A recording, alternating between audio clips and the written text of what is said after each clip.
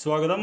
Sayana tarot കാർഡിലേക്ക് ഹാർദമായ സ്വാഗതം. ഉറങ്ങുന്നതിന് മുമ്പ് ഞാൻ ഏഞ്ചൽസിനോട് ചോദിക്കുന്ന ചില കാര്യങ്ങൾ താങ്കളെ കുറിച്ചിട്ടാണ്. അതിൽ ആദ്യത്തെ കാര്യം ഞാൻ ചോദിക്കുന്നത്, താങ്കൾ ഇപ്പോൾ എവിടെയാണ് നിൽക്കുന്നത് എന്നുള്ളതാണ്.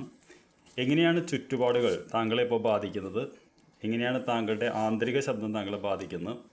എവിടേക്കാണ് താങ്കൾ പോയിക്കൊണ്ടിരിക്കുന്നത്? അപ്പോൾ ഉറങ്ങുന്നതിന് മുമ്പ് നമുക്ക് ഇങ്ങനെ ഒരു അവലോകനം നടത്താം. എവിടെയാണ് താങ്കൾ ഇപ്പോൾ നിൽക്കുന്നത് ഞാൻ ചോദിച്ചപ്പോൾ നമുക്ക് വന്നിരിക്കുന്നത് പേജ് ഓഫ് വോൺസ് എന്ന് പറയുന്ന കാർഡാണ്. പേജ് ഓഫ് വോൺസ് എന്ന് പറഞ്ഞു കഴിഞ്ഞാൽ നമ്മൾ കുറേ നാളത്തെ ഒരു സപ്രഷനും ബുദ്ധിമുട്ടിന് ശേഷം നമ്മുടെ ഒരു ഊർജ്ജം ഏറ്റെടുത്ത് പുതിയതായിട്ട് ഇത് തുടങ്ങാൻ, പുതിയൊരു റിസ്ക് എടുക്കാൻ നിങ്ങൾ കണ്ടറിയാൻ പറ്റും. ഈ പെൺകുട്ടി വായുവിൽ ചാടാൻ വേണ്ടി തയ്യാറായി നിൽക്കുന്നുള്ളതാണ്. അപ്പോൾ താങ്കളുടെ ഇപ്പോൾ ഒരു ഊർജ്ജം എന്ന് പറയുന്നത് എന്തൊക്കെയോ ചെയ്യാനായിട്ട് മനസ്സിൻ്റെ ഉള്ളിൽ ഒരു പെരുപ്പുണ്ട്, ഒരു ഇതുണ്ട്.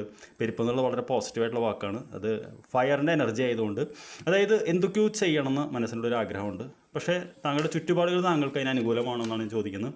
അത് പേജ് ഓഫ് സോട്ട്സ് എന്ന് പറയുന്ന കാർഡാണെന്നുള്ളത്. അതും പേജാണ്, അതും റിസ്ക് എടുക്കുന്ന ഒരാളാണ്.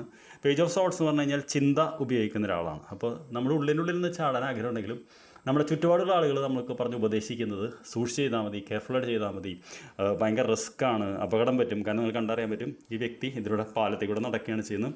അതുകൊണ്ട് സൂക്ഷിക്കൂ എന്നുള്ളതാണ് അവർ പറയുന്നത്. താങ്കളുടെ ആന്തരിക ശബ്ദം എന്താണ് പറയുന്നത് ചോദിച്ചപ്പോൾ 9 ഓഫ് സോട്ട്സ് എന്ന് പറയുന്ന കാർഡാണ്. 9 ഓഫ് സോട്ട്സ് എന്ന് പറയുമ്പോൾ നമ്മൾ ഒരുപാട് ആങ്സൈറ്റി, വിഷമം, ബുദ്ധിമുട്ട്, മുൻകാലങ്ങളിലുണ്ടായിട്ടുള്ള പരാജയം, വേദനകൾ, അതിൻ്റെ ഉള്ളിൽ നമ്മളിവിടെയുള്ള ഒരു വെളുത്ത പ്രാവിനെ കാണുന്നില്ല.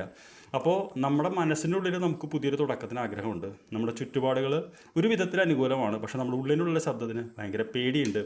എവിടേക്കാണ് നമ്മൾ ഈ അവസ്ഥയിൽ പോകാൻ സാധ്യത എന്ന് ചോദിച്ചപ്പോൾ നമുക്ക് വന്നിരിക്കുന്ന നൈറ്റ് ഓഫ് വോൺസ് എന്ന് പറയുന്ന കാർഡിലേക്കാണ്. നൈറ്റ് ഓഫ് വോൺസ് എന്ന് പറഞ്ഞു കഴിഞ്ഞാൽ നമ്മൾ പേജ് ഓഫ് വോൺസിൽ നിന്ന് അടുത്ത സ്റ്റേജിലേക്ക് എത്തുന്നുള്ളതാണ്.